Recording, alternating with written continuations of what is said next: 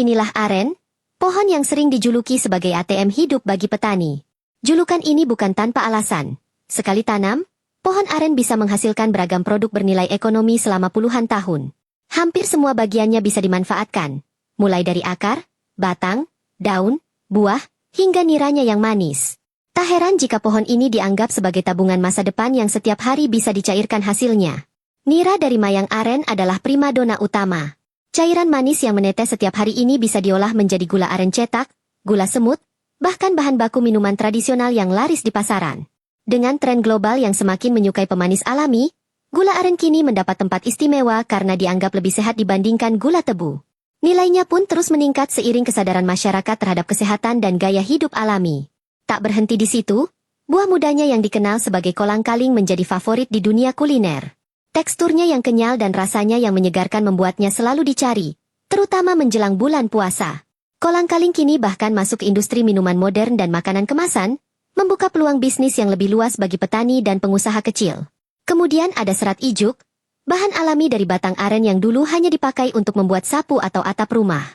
Kini, permintaan ijuk datang dari berbagai sektor, mulai dari pertanian modern untuk media tanam, industri konstruksi sebagai geotekstil ramah lingkungan, hingga kerajinan tangan bernilai ekspor. Inovasi dalam pemanfaatan ijuk semakin memperluas potensi cuan dari pohon ini. Melihat begitu banyak produk yang bisa dihasilkan dari pohon aren, tak mengherankan jika pasarnya semakin terbuka lebar, baik di dalam negeri maupun di luar negeri. Di pasar domestik, gula aren telah menjadi kebutuhan utama di sektor kuliner dan minuman. Restoran, kafe, hingga industri makanan olahan kini banyak beralih ke pemanis alami demi memenuhi tuntutan konsumen yang semakin sadar kesehatan. Di level global, peluangnya bahkan lebih besar. Negara-negara Eropa, Amerika, dan Jepang mulai mencari sumber pemanis alami yang rendah indeks glikemik dan ramah lingkungan. Gula aren dari Indonesia, dengan kualitas dan cita rasa khasnya, menjadi salah satu pilihan utama. Harga jual di pasar ekspor pun bisa jauh lebih tinggi dibanding harga di tingkat petani, memberi peluang keuntungan yang berlipat.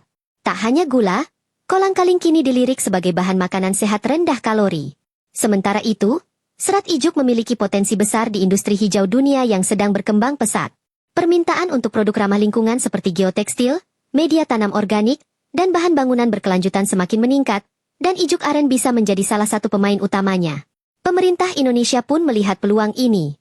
Berbagai program untuk meningkatkan kualitas produksi, memperkenalkan teknologi pengolahan modern, hingga pelatihan bagi petani terus digencarkan. Hilirisasi produk aren diharapkan mampu menghasilkan produk dengan standar internasional yang siap bersaing di pasar global. Dengan tren dunia yang bergerak menuju produk alami dan berkelanjutan, masa depan pohon aren terlihat cerah. Tak hanya sebagai sumber penghasilan petani, tetapi juga sebagai komoditas ekspor strategis yang bisa membawa nama Indonesia ke panggung perdagangan dunia. Pohon aren bukan lagi sekadar tanaman desa. Ia adalah emas hijau yang siap bersinar di pasar internasional.